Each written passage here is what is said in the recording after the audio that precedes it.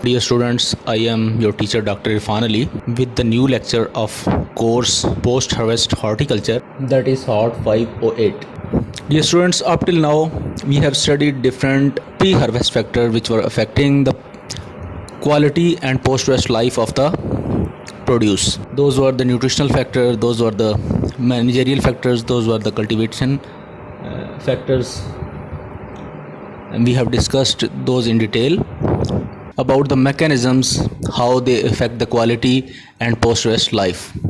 Today is also an important lecture, that is the harvesting systems and harvesting consideration for horticultural produce. This is also an important topic to be covered under this course.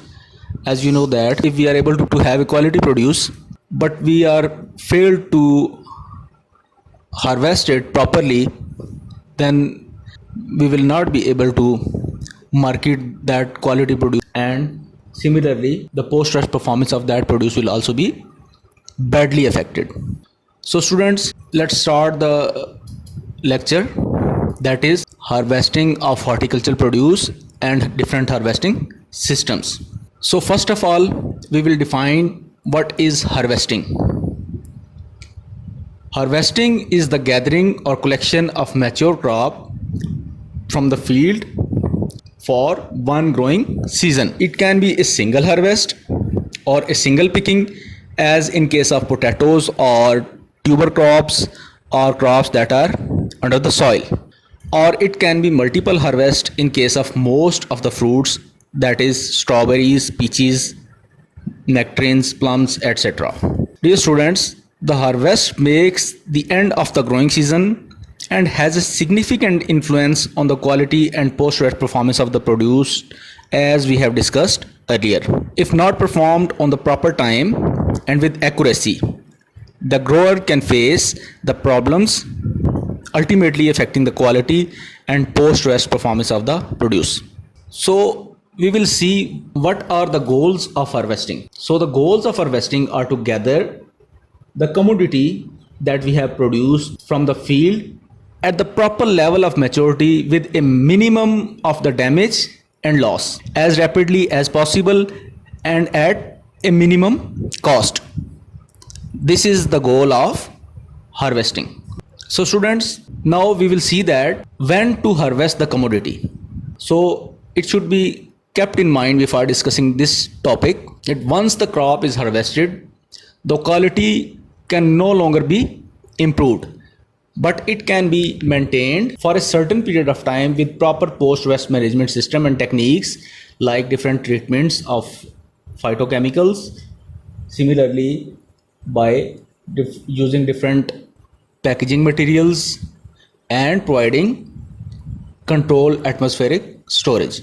Horticulture commodities harvested prematurely result in poor quality. For example, if we take the example of mango, if it is harvested immature, no one like to eat mango. Similarly, yield may also be lower since the commodity grows considerably towards the end of the fruit maturation. So if we talk about overripe commodities, then overripe commodities may fall from the tree and develop certain undesirable characteristics like development of off flavor and fiber development in some vegetables, especially in case of okra. Such commodities are deteriorated much faster than those harvested at the proper stage of maturity.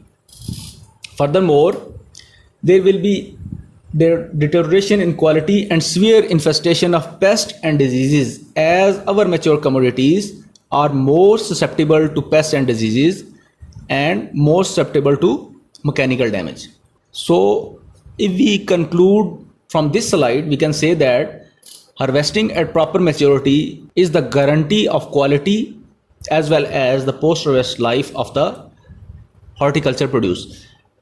Different maturity stages have been discussed in the previous lectures. You can see that lecture in the playlist of this course. Now we'll move toward the consideration in harvesting. In this regard, we will talk about the mechanical damage first.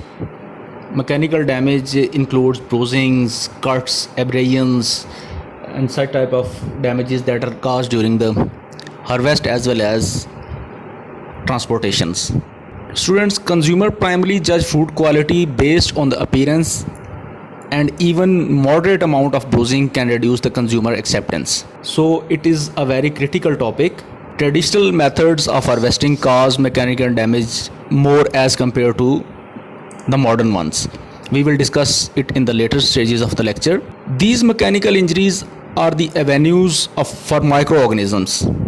Furthermore, these injuries may cause an increase in respiration and ethylene production faster, leading to senescence of the fruit.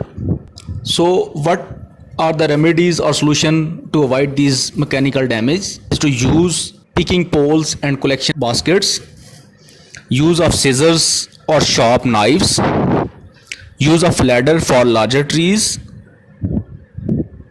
harvesting by means of good quality digging, tools in case of vegetables or produce that is present underneath the soil. The second consideration that is kept in mind while going for harvesting is the temperature. Temperature is directly related to the metabolic activity of the produce. Greater the temperature, more will be the metabolic activity of the produce and shorter will be the shelf life.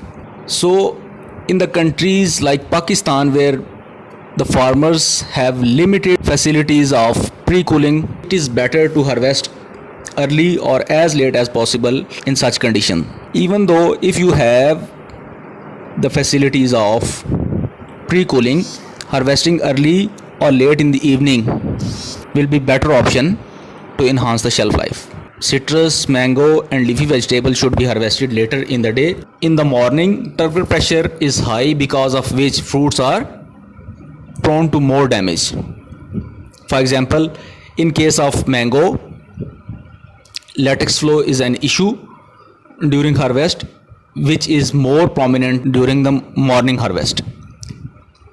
Similarly, oleosylosis in citrus is more prominent in the morning. What is osteolosis? It is a physiological rind disorder of citrus that is caused by the action of phytotoxic rind oils which are present in the rind tissues. These oils are released from gland located in the rind following mechanical damage to the fruit. It can result from various types of damages, including insect attack, hail damage or wind rub, and can also be developed in undamaged fruit that come into the contact with damaged fruit. The osteolosis damaged rind has a sunken and discolored appearance, and in immature fruit, the fruit fails to color, normally leaving a green or yellow area. So this was all about the temperature. Now the third factor that is going to be considered in mind while going for the harvesting is the exposure to sunlight. Students, usually the temperature difference between shaded and exposed area is 3 to 10 degrees centigrade, which is a very common type of observation. Exposure to sunlight causes fast metabolism and hence increases the process of deterioration. It also causes physiological disorder in some fruits, so it is better to keep the commodity in shade or cool immediately after harvest. We will discuss about pre-cooling in the next lecture, but this lecture is only focused towards harvesting. Some commodities, depending on their nature, like beans, can be cooled immediately by dipping in water. These can also be harvested in the evening and should be kept overnight in dew for this purpose. The fourth factor that should be kept in mind while harvesting the commodity is the contact with the soil, especially regarding the fruits. Students, soil contains many pathogens. If harvested fruit and vegetables are kept in the soil, they are contaminated with pathogens. The pathogens may remain in the quiescent stage, which is living but inactive stage, and produce disease later in the storage or during marketing. So while harvesting, avoid contact of the fruit and vegetables with the soil. Fifth factor is the dry weather. Students, during moist conditions, microbial activities are very high High temperature and moisture condition is a very much suitable for the microbial growth, especially fungus. And diseases, especially molds, rapidly develop when crops are harvesting during or shortly after rains. These microbes grow best in the abundance of moisture. So harvest the commodity if field is dry. The usual practice near the market is harvesting in the evening and keeping overnight in the field condition. Sixth consideration that should be kept in mind while deciding for harvesting is do not keep in big clamp. In many cases, farmers harvest their commodities and keep in big clamp. As we know, fruits and vegetables are living commodities. They respire and continue their metabolic activity. The respiratory activity of the fruit, which are deep in the clamp, will be restricted due to the lack of oxygen. In the absence of oxygen, the fruits and vegetable may undergo anaerobic respiration and fermentation will occur, which will develop off flavor in the fruits. At the same time, the commodity at the lower part of the clamp has to bear the load of the other commodities. The load of upper commodity will cause pressure damage to the commodity which is at the base. Thus, the pressure damage causes mechanical and physiological injury to the commodity. Dear students, up till now we have studied about harvesting, its purpose and different considerations while going for harvesting. Now we will discuss about different harvesting systems. First one is hand harvesting, or you can say that this is the traditional method of harvesting. Hand harvesting has a number of advantages over machine harvest. People can accurately determine produce quality, allowing accurate selection of mature product, which is not possible in case of machine harvesting. This is particularly important for the crops that have a wide range of maturity and need to be harvested several times during the seasons, especially talking about fruits. Properly trained workers can pick and handle the product with a minimum damage.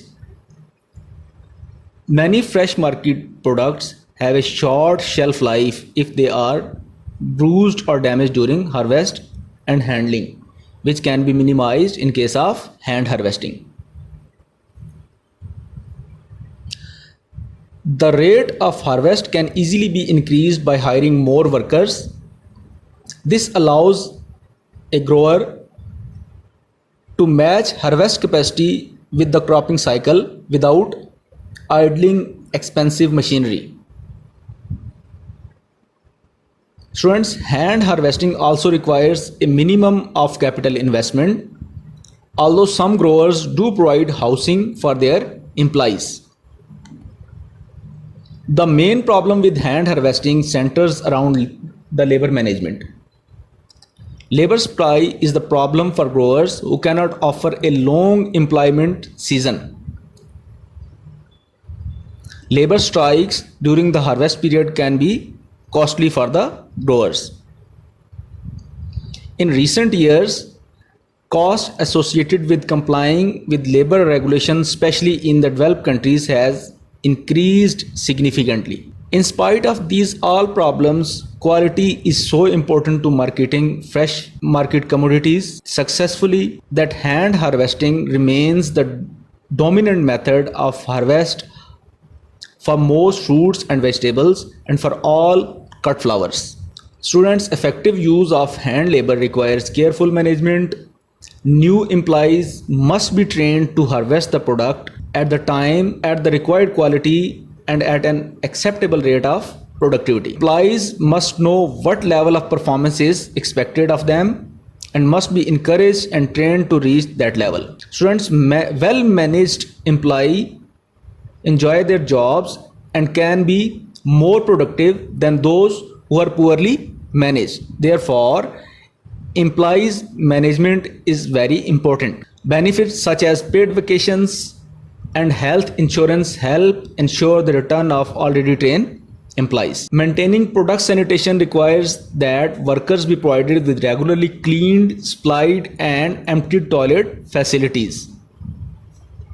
Workers also need a source of potable water and washing supplies and must be trained in proper hygiene procedures. Students, the second type of harvesting which we will discuss is mechanical harvesting. Mechanical harvest is currently used for fresh market crops that are roots, tubers, or rhizomes, and for nut crops. Vegetables that are grown below ground, for example, radish, potato, garlic, carrots, beets, and others are always harvested only once, and the soil can be used to cushion the product from the machine caused mechanical injury. A number of products destined for processing such as tomatoes, grapes, beans, peas, prunes, peaches, olives, and some leafy vegetables can also be machine harvested because harvest damage does not significantly affect the quality of processed product. This is often because the product is processed quickly after harvest. These crops have also been amenable to new production techniques and breeding that allows the crop to be better suited for mechanical harvest. A main advantage of mechanical harvest equipment is that machines can often harvest at high rates. Tree nuts harvester, for example, attach a shaking mechanism to the tree and removes most of the nuts in few seconds. Same is for olive crops. The nuts are either caught on the fabric cover frame or picked up from the ground by other machine. This allows an orchard to be harvested very quickly compared to hand shaking with poles. Students, machines harvest also reduces management problems associated with workers, as we have discussed in the traditional harvesting system or hand harvesting system. In some cases, the need for workers is reduced to the point where full-time employees can do the bulk of the work. This eliminates problems associated with locating and training a temporary worker force during harvest. Machines usually improve working conditions because the strenuous job of product lifting and transporting are mechanized. Workers are needed mainly for operating the equipment and perhaps for sorting. This may allow a greater employment pool because physically weaker people will even be able to function well in the mechanized jobs. Effective use of mechanical harvesters require operation by dependable and well-trained people. Improper operation result costly damage to expensive machinery and quickly cause great crop damage. Therefore, both regularly and emergency maintenance must be performed. The commodity must be grown to accept the mechanical harvest. For example, trees must be pruned for strength and to minimize fruit damage caused by fruit falling through tree canopy. Maximum and uniform stand established for vegetable crops to have uniform harvest with minimum damage. Cropping pattern must also be set up to use the expensive equipment as long as possible to pay for the high capital investment. This can severely limit the production choices of some farmers. Machines are rarely capable of selective harvest. This often means that mechanical harvest will not be feasible until the crop or production techniques can be modified to allow once hour harvest. Students, harvest machinery often cause excessive product damage to perennial crops. For example, bark damage which is caused by tree shaker. Another disadvantage that can be happened while adopting this system is that there may be unintended social impacts to lower labor requirements. For example, eliminating harvest jobs during one part of the year may reduce employment in that area to enough level so that farm worker families leave to find a location with greater seasonal employment. So these were some advantages and disadvantages of different systems that are being used for harvesting. So this was our today's lecture. I hope you have understood well about the harvesting techniques, the points that should be considered in mind while harvesting, and different harvesting systems. Thank you.